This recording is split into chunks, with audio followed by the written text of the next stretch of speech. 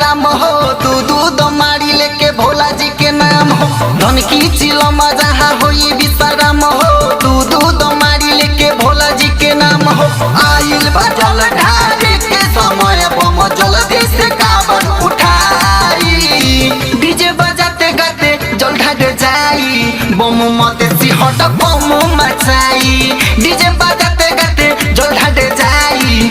बम मते सिहट बम मचाई। बम मते सिहट बम मचाई। डीजे बजाते गाते जल ढाटे जाई।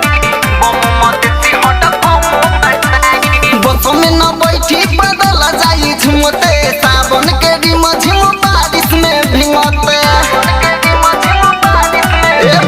बस में न बैठी बदल जाई झुमते। सावन के रिम झिम बारिश में भिंगते। सर भोरी के चिलम दाना दन मारी हो। दम बाबे बमो देसी में ना कवनो से हारी हो। जाके भोला जी के नगरिया कवरिया खूब चमकाई। डीजे बजाते गाते जल ढाटे जाई। बम मते सिहट बम मचाई। डीजे बजाते गाते जल ढाटे जाई। बम मते सिहट बम मचाई। बम मते सिहट बम मचाई। डीजे बजाते गाते जल ढाटे जाई। बम मते सिहट बम मचाई। भोला जी के नाम जप मिलिए नौरजी। जेतना पियो गाजा अपन बा मरजी।